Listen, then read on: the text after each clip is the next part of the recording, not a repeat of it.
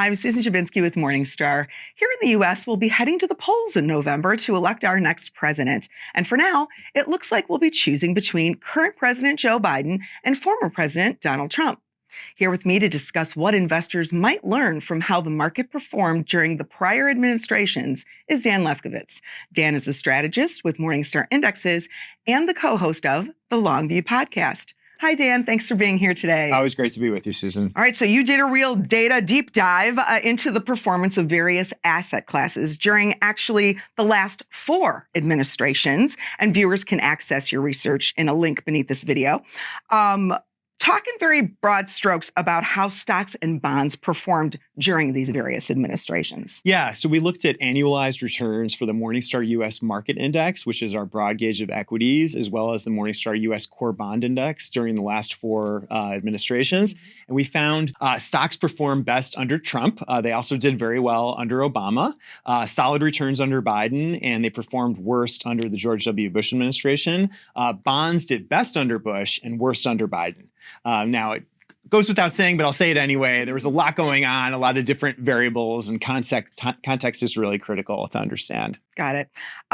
So now, given that this year's presidential candidates have both held office before, pretty recently, let's delve a bit more into market performance before and during the Trump and Biden administrations specifically. Now, you often hear heading up to elections and in election years that, expect more market volatility. Did we see more volatility than usual, say, in 2016 and in 2020, which were our last 2 election years? Yeah, we presumed that there would be more volatility in election years, but it turned out not necessarily to be the case. So 2016 was actually less volatile than 2015.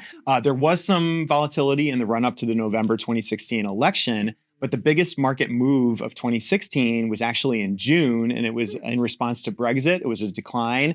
When the United Kingdom voted to leave the European Union, it surprised and unsettled markets, and there was a decline even in the U.S. market. But even that move wasn't as big as the August 2015 flash crash, which I'm sure you remember, Susan. Yes. I didn't actually, but it's amazing how these events, which seem so important at the time, sort of get lost. But 2020 was a very volatile year, but it was more because of the pandemic than because of the election.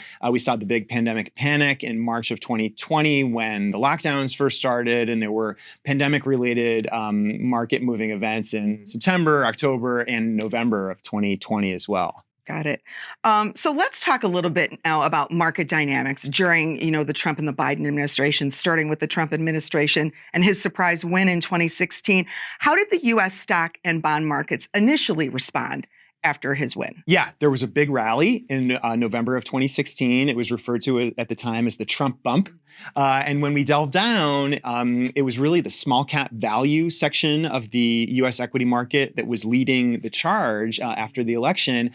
Companies that were economically sensitive, rate sensitive, domestically oriented were the biggest perceived beneficiaries of the Trump platform, which was turbocharged economic growth, tax cuts, regulatory rollbacks, infrastructure spending.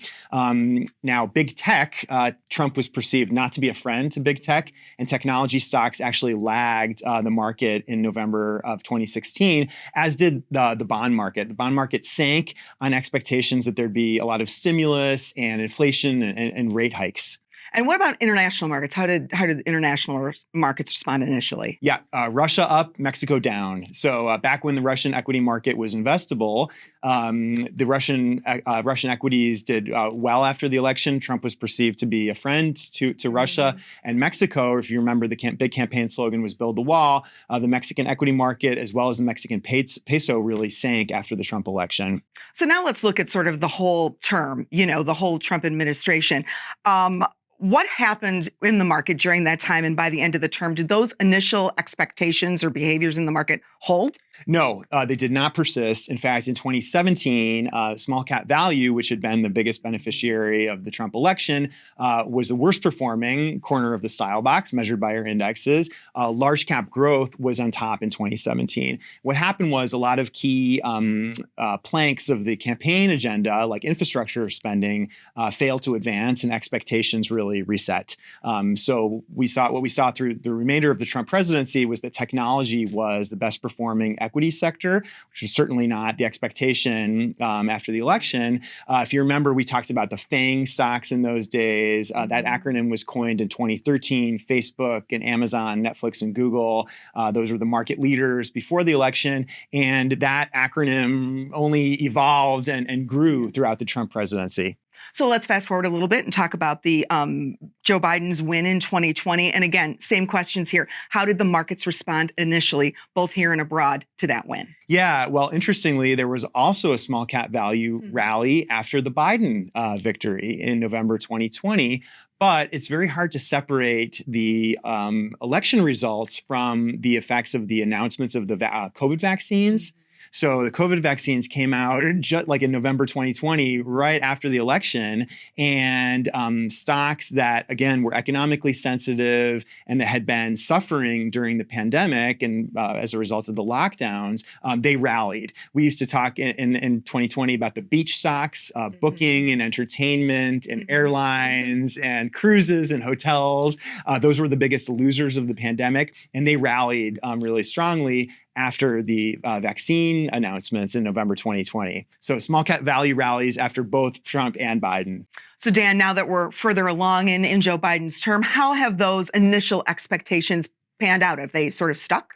Well, the story's a little bit complicated. So small cap value did do very well in 2021. It was the best performing part of the market. 2021 was really a good year across the board for both growth and value. In 2022, we had the big crash. Energy held up very well in 2022. Technology led the market down. And then we had the artificial intelligence enthusiasm that began at the end of 2022 and has carried on. It carried on through 2023. And so far this year, and we've been talking about the Magnificent Seven, large cap growth, technology, leadership. But energy has actually been the best performing sector of the U.S. equity market under Biden, which is surprising given his focus on renewables, and the energy sector in the equity market is more traditional oil and gas. But technology has done very well under Biden as well. So, Dan, given what we've seen in the past, is there one candidate that would be better or worse for the markets? My honest answer, Susan, is who knows? It's really hard to know how politics are going to affect markets. And I'd say that politics and elections present a lot of behavioral pitfalls for investors. There are a lot of emotions involved. It's also really hard to predict the results of an election, what sort of policies are going to be enacted, what the market reaction is going to be. So I don't know.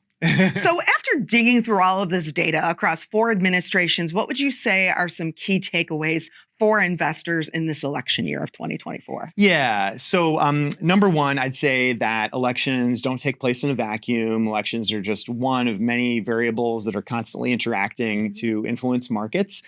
2, I'd say that the initial reaction doesn't always persist. In the long term, markets are going to be driven by earnings and cash flows of companies, not so much by policy and administration sort of effects. And 3, I'd say that, in 2024, we can't just assume that the market will react the same if Trump wins as it did in 2016, or the same if Biden wins as it did in 2020, because markets are always learning and adapting, and that's why the past isn't always predictive. And that's why I guess no matter what season we're in or what year we're in, a diversified portfolio is probably the best way to go for most people. That's right. I think, there's that old expression, don't predict, prepare. I think there's a lot of wisdom in that. Good advice, Dan. Thanks for being here today. Thank you, Susan. I'm Susan Jabinski with Morningstar. Thanks for tuning in.